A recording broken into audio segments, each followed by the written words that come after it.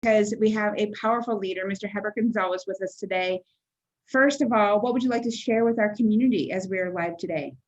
I think we have the topics that we discussed, right? Which are our leadership and how we, when we first knew we were a leader, Right. what we, I guess, how we evolved to it. Maybe you can help me with this because You know, the fun part about having you is such a natural leader. I get to be the leader to help you decipher how we want to even address these questions, right? right, yeah. Because you do it so naturally. It. What's that? No, I appreciate that. Okay. Uh-oh, did we lose you in the process? Oh, we did. Oh, how fun. We're recording and we lost the internet connection at the exact same time. So we will verify that he's able to join us again. And how fun was that? 1 second, because we always, there we are. And I will get him to join us again, because that's always what fun. You never know what's going to happen on our live shows for Freedom Fridays as Heber comes back on. So the question that we are asking in our Freedom Friday today is leadership and how, and as we get him to, there we go. I don't know quite you what never happened know there. what's happening on Facebook, right? And you know, it didn't happen while we were talking before. So now it, of course, it happens as soon as you go on. As soon as you go recording, right? And, you know, we just handle it. That's part of life, right? It's just, that's it. That's it.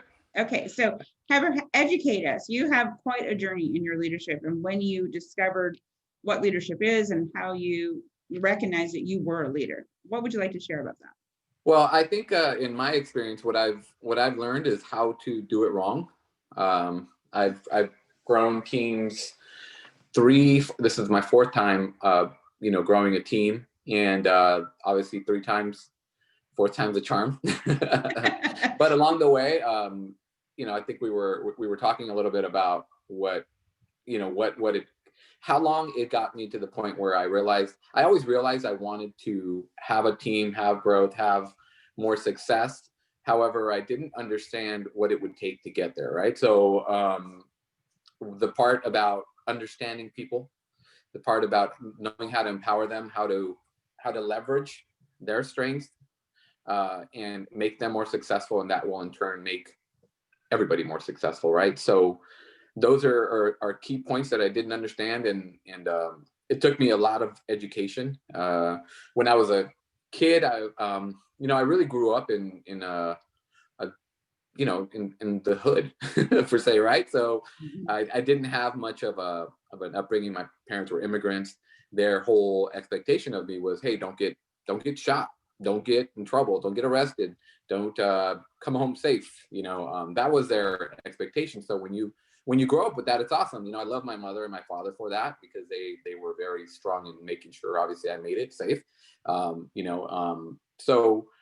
But what it didn't do is it didn't create any kind of a hunger for growth, right? Because it creates more of a limiting mindset. And what I had to learn is that that's really in me, not in anybody else that I approach, not in anybody else that I can talk to or I ask or something, because they see that limitation, and it's a self-fulfilling prophecy, right? So you will get what you want out of it. So what I had to do is, and I can't say when I thank Audible like so much, because through reading all the teachings of John Maxwell, Simon Sinek, there's countless, I don't know, it's like I think I have over 70 books in my Audible that I've read. So it's just but it takes 5 years to go through that much content, right? I mean, I'm reading 5-6 books a year, maybe more. Well, it would be more around 10, right, at that rate. So what I learned in all that is how to leverage people and how to create success by helping others. You have to help other people, and then they help you a little bit. And if you help enough people, those little bits add up. So, and that's where ultimately the success comes from. The leadership portion of it's also not easy, because if you try to lead people and you're not leading them in the right direction, it's also a problem. I have led people and I didn't have that intuition, or it's not even intuition. I'd say it's education, right? because you could learn it. You could learn to identify strengths in people and learn how to teach them to leverage that, or how to identify weaknesses in people and learn how to strengthen that. And if they don't, then also how to teach them how to like self-discover, as Gary Keller calls it, having tough conversations with them and moving them into places where they'll find success. Sometimes it's not with me or with our organization, but that's one of the big parts of leadership. When I realized that I wanted a team and I wanted to grow, I think that's when I first realized I wanted leadership. Although I didn't quite understand what it was, I did understand that I had to educate myself on it. I read Ray Dalio's book. He's a Blackwater. If you want to read him, his book's called Principles, and he talks about his idea of he's a computer guy, right? So he created a matrix where he takes people and he acknowledges their strengths and their weaknesses, and he creates like a baseball card system for them. So whenever he needs a person with a certain strength, he looks at his baseball cards and he leverages his people properly so that he could put the people that he wants success from. He grabs the right person, he puts them in the right position, right? And Jim Collins, I can't remember the name. Good to Great. Mm-hmm. So his the right place on the bus. I know a lot of these things now, and they seem very cliche to me. And I don't know if whoever's watching this, if you guys have read these books, then you guys probably are like, yeah, I read that too.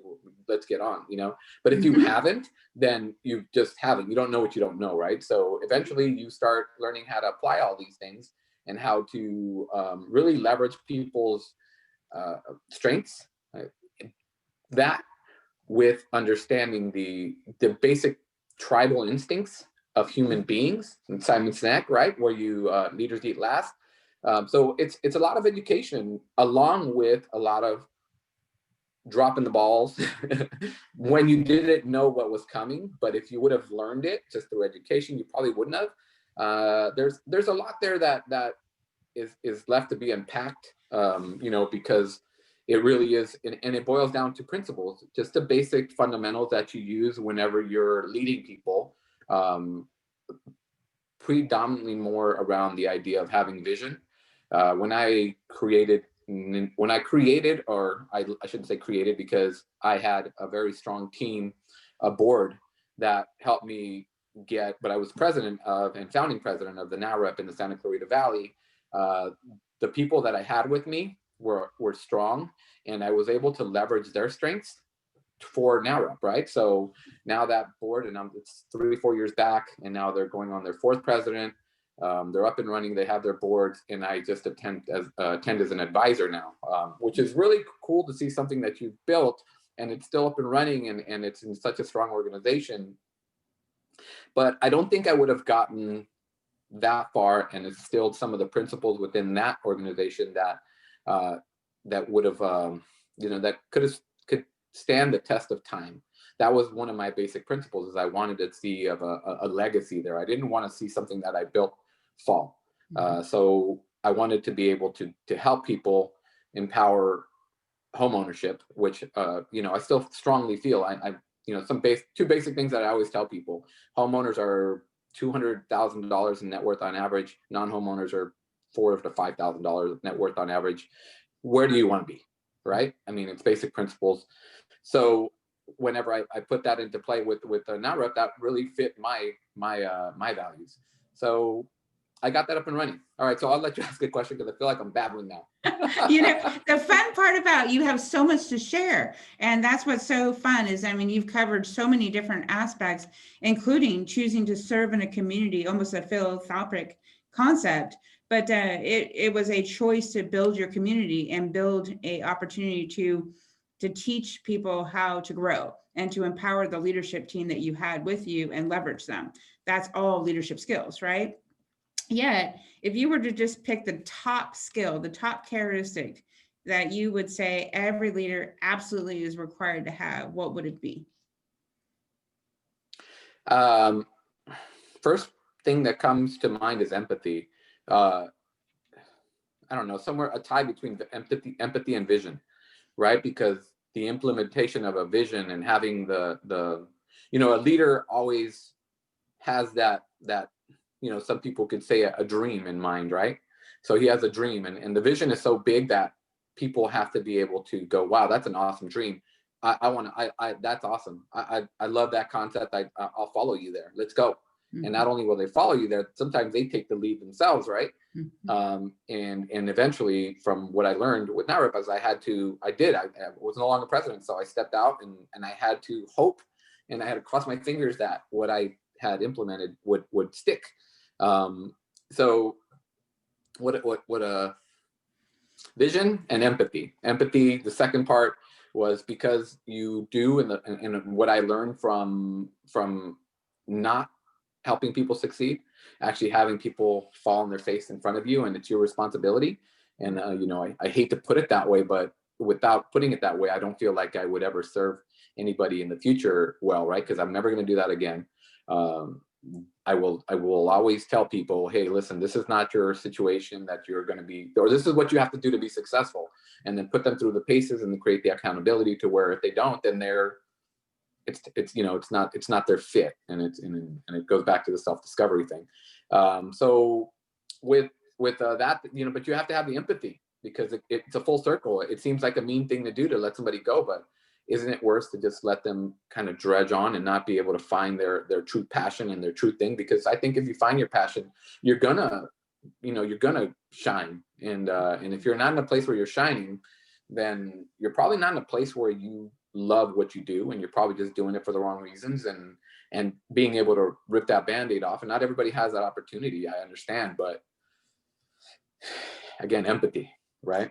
It's so perfect. I mean, all of a sudden I remembered when you spoke for us at a summit we did in Santa Clarita, and you talked about your journey. And it's funny is where our summit this year is going to be in Gatlinburg, and we're talking about led by love, guide your passion. And I love the way you just said that, is that we get a choice to discover what our passion is and get on fire about it. And if we're in a opportunity that's not fueling that, we don't have the same results.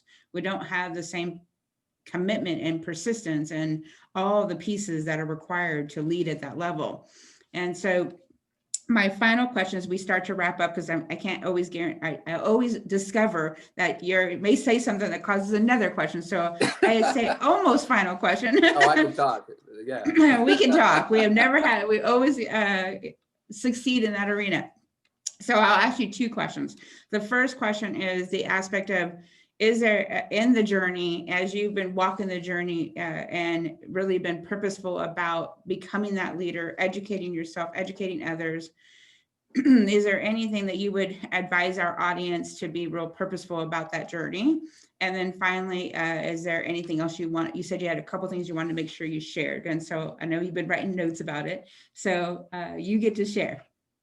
So journey, purposeful, time. I mean, really, that's as I get not younger, you realize the time goes. And not only that, because I think time is one of those things that also dwindles and it fades, right? It's not that it goes away, but things, when they're done in less time and shorter time, they compound faster and they become higher. And if you don't do them quickly and get them organized fast, and I think that's where really being, having the skill comes into play, because you can stack it, because time tends to erode things. And if you're trying to build a sandcastle every day, you're putting one cup, when you come back, the cup's back down, right? So there's a degree of that in life. So I would say, being efficient with time, and not balancing, but really just making time for things that are important to you, prioritizing your time, and really, like, if your family is important to you, then you have to make time for that. Like, even if people are like expecting you to be working, and if you have work, then you have to prioritize that work, because even if you think your life is your family life is important, you don't, your clients, your people you're leading, you owe it to them as well. So either you have to retract that commitment, or again, stop the bleeding in that sense, or change or whatever. But you have to make those decisions that kind of create positive intention. That positive intention leads to results, and the compounding effect of that is just where success is, just education for me is like the big part of it, right? So always reading and always growing, just simple things like finances, just the idea of reading Profit First, a book I read, and it's taught me how to compartmentalize my income essentially, and how to create savings, investments, tax accounts, just different things that you normally in life, when you first start, it's a rat race to make $5, and then before you know it, you owe 6, and you're like, how did that work out? And then just by being able to create an awareness around what is really going on, it does create a different level of awareness. Redundant word there, but that that awareness is important. It's I can't explain it that well, that part, but and totally following you. I mean, the opportunity is for each person to discover their journey and to discover that there is levels and levels and levels to that journey. And that's what I'm hearing you say, is that I've gone through and I still continue to discover those layers. And there was something you wanted to share about a table that we met at. So that was so when we first coached, right? I was doing no production. Basically, I'd come out of another brokerage firm where we did construction, we did real estate, we did loans, we did hard money, we did so many different things. And when I was the what's the old master of none, jack of all trades, master of none. So essentially, I didn't understand how getting better at something and being able to leverage the day and being able to compound that would be more effective than just doing 10 things at once, because that felt better. So when I got out of that, I started doing real estate full time, but I didn't understand that, hey, just calling people is going to make a true difference in your life. And you asked me, like, Heber, what do your days look like? And I just had to dig deep. And I remember my sister was with us, who kind of, she knew what my days looked like, because she was working with me at the time as my assistant. Mind you, I had an assistant. So again, another learning thing. So she's looking at me too. She's like, and they're like, and you're like, how many calls are you making a day? And I forgot what the answer was, but it wasn't anywhere near enough. And I'm probably more embarrassed to tell you than anything.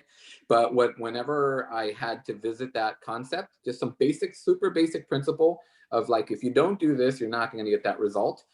It was totally earth shaking for me. So I've never, and I got to be honest with you, to this day, I don't think I've ever had anything so eye-opening and so just that I was out of integrity. Like my activities were nowhere in line with what my vision was. And the gap was so far apart. And that's why I think I felt that, like, literally, like the table shook when we were I know where we were at exactly, what table and everything, to tell you, because I live 5 minutes away now.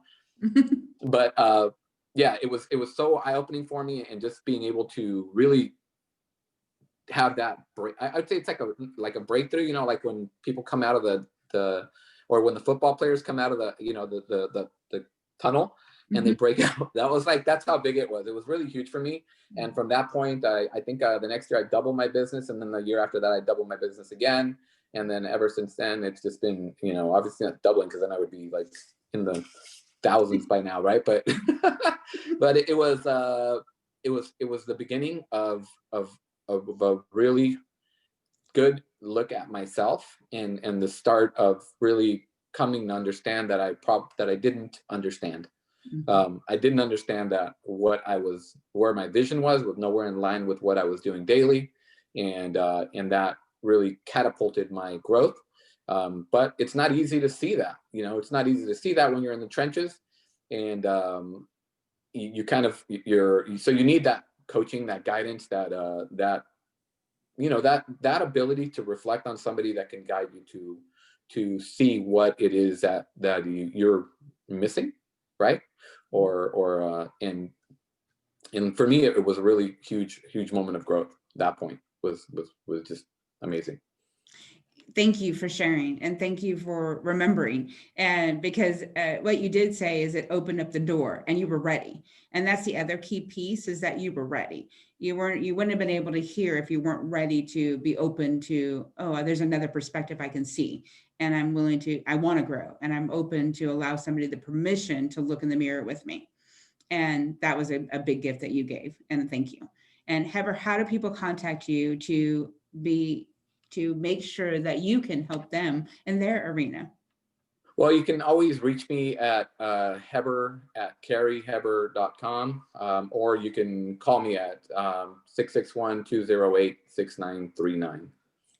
Because you serve multiple arenas in the real estate arena, and you are a resource. You've been doing this a long time, and you take it seriously that leadership is a gift in your business, right?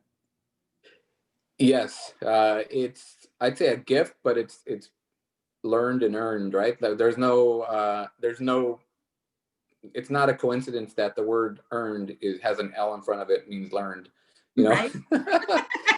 Love that. That was perfect. And is there anything that we forgot to share or anything else you wanted to add? No, I appreciate you.